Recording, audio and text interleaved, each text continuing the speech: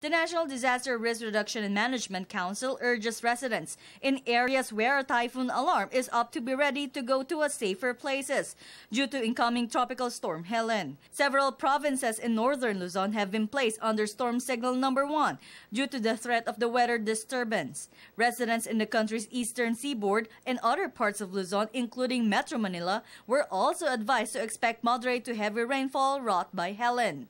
For hundreds of families displaced by the recent heavy rains and massive floods, the NDRRMC wants them to remain in evacuation centers in view of approaching Storm Helen. Yung mga naroon sa evacuation center, hindi natin pinapayagan na bumalik muna sa kanilang mga bahay. Lalong-lalo na yung mga bahay na kung saan lubog pa rin sa baha. Yung iba na pwede nang maglinis, yun ang pinapayagan natin pero hindi buong pamilya, yung mga kalalakihan lang. Yung response capabilities actually natin ay naka-preposition na, tapos mandatory, yung preemptive evacuation ay nakataas. Sabihin yung mga local chief executive saka yung Disaster Risk Reduction Management Council natin, kailangan hindi lang sila nakamonitor, kundi mayroon na silang prepositioning, hindi lang ng assets, pati yung kanilang mga stockpiled foods. NDRRMC reported a total of 92 persons dead due to the recent heavy rains and massive floods.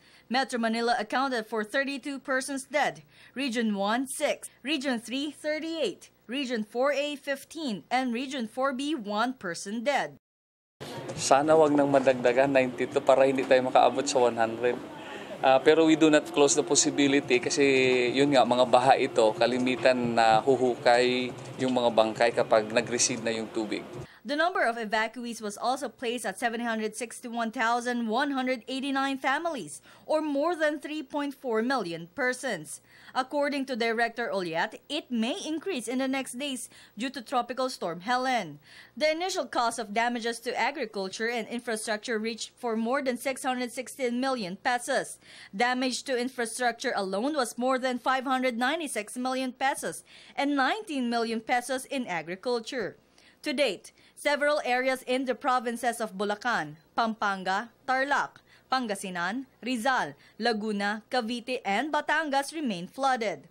A total of 40 provinces, cities, and municipalities have declared a state of calamity. For the People's Television, Aya Macalma.